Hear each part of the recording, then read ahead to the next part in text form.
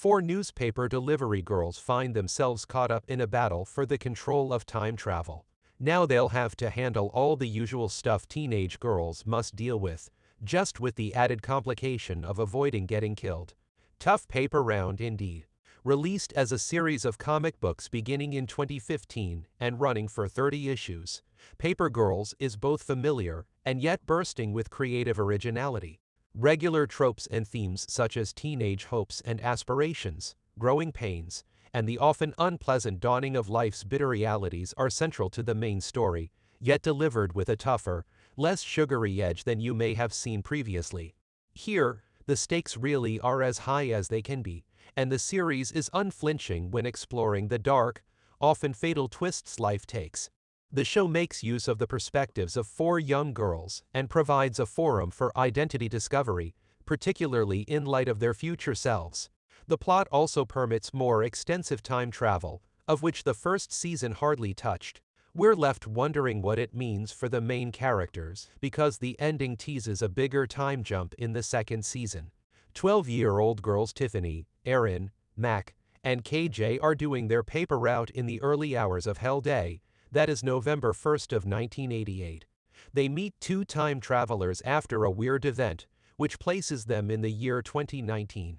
Erin, who is older and has no recollection of having gone back in time, is introduced to them. Even though she doesn't know what's going on, she assists the girls in determining their predicament and assisting them in returning home. This directs them to Larry, a member of the covert SDF group that is attempting to change the timeline. They are up against the Old Watch, which does everything it can to maintain the status quo. The girls find themselves in 1999 after failing to return to 1988. They learn more about time travel and their futures at this point. In the end, they realize that chronology is irrelevant, and the plot comes full circle. They are only experiencing what has already happened. They are eventually apprehended by the Old Watch and confront Prioris, who has been after them all along. They will be sent back to 1988, but their memories will be erased. The grandfather, the head of the Old Watch, assures. The girls initially think the plan is a good one, but after learning that Mac will die from cancer in 1992, they choose to use their freedom of choice. Prioris turns out to be an unexpected ally, saving them from the Old Watch and sending them into the future where they have a better chance of healing Mac's disease. When the Old Watch soldiers arrive, however, things take a worrying turn.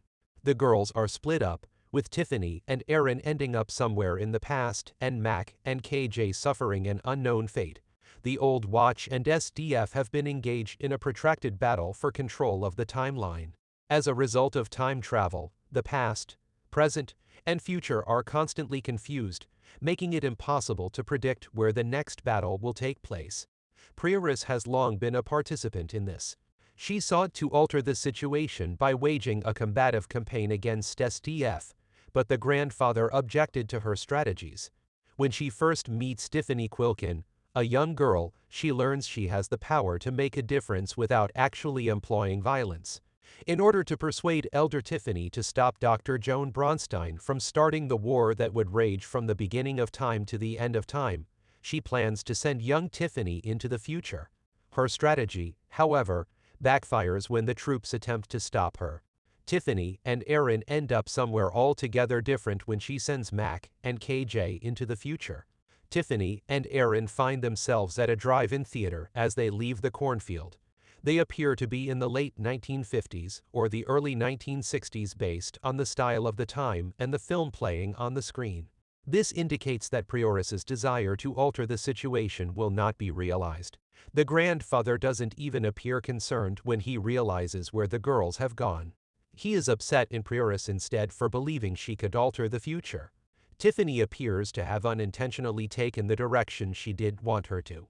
While we have a general idea of Tiffany and Erin's location, Mac and K's whereabouts remain a mystery. Prioris attempted to transport all four of them into the future so that they could influence an older Tiffany to make alternative decisions and put an end to the conflict or prevent it from starting altogether. Tiffany and Erin are left behind as Mac and KJ board the ship, separating the girls as the Old Watch warriors attack them. Where did Mac and KJ ultimately end up? In the far future. We don't yet know how far in the future. The girls get to travel far and beyond in both the past and the future, according to the comics. They only progress as far as 2019 during the first season. But the second season will undoubtedly crank it up a notch or two. The 22nd century serves as a host for a few of their narratives in the comics because they are dispersed over time. The likelihood that Prioris sent Mac and KJ to 2019 or a year nearby is high. She wanted Tiffany to reconsider time travel as the girls grew older, which would have prevented her from working with Dr. Bronstein and preventing the Quilkin Institute from being founded, which is what it is in 2019. For Mac and KJ, though, relocating to the 2020s or so appears less probable because Prioris also pledged to assist Mac in finding a cancer cure. In 2019, Mac's accomplished medical brother promises to make an effort to save her, but there is no assurance because a suitable treatment has not yet been developed. The 2100s, for example, will have to be a little further for Mac. This time period also appears more appropriate because an older Tiffany will be better equipped to assist the girls and put an end to the battle because she will have more experience with time travel and may perhaps have done it herself. You must be aware that all it takes is one timeline to turn one person from a hero to a villain if you have ever watched even one time travel narrative. Similar to what occurs in the films Dark and Predestination, the person who is trying to rescue the world while they are young can be the same person who is trying to end it when they are older. It is unclear what each character's aims are as a result of this intricate web of the past, present, and future. Tiffany seemed to be experiencing the same problem. The 12-year-old girl seeks to find a way to return home and lead the life she was supposed to after being ripped out of her 1988 timeline. She discovers that the future is a little different from what she had anticipated when she meets her 1999 self. As a teenager, she had the goal of working hard and getting into MIT. She wished for this more than anything else. But what she desired in 1999 ended up being different. She left MIT and began living a life that didn't appear to be at all what she had envisioned when she was 12. In 2019, Tiffany learns that she is the director of the Quilkin Institute after doing some research on her background. She and her friends are forced to flee before she can learn more about it, and they end up in 1999. She only understands the purpose of the institute once Prioris says she will work with Dr. Bronstein. Prioris urges her to change it. But it's too late because time travel was already set up for Tiffany to create in the future. Young Tiffany leaves Larry's diary, in which he has recorded the locations of all the foldings that open the window for time travel, behind before the old watch can catch her. She is aware that the 1999 Tiffany's memory will be erased and that she won't remember her younger self visiting her. She is aware that the old watch does not change anything that time travelers have touched, though.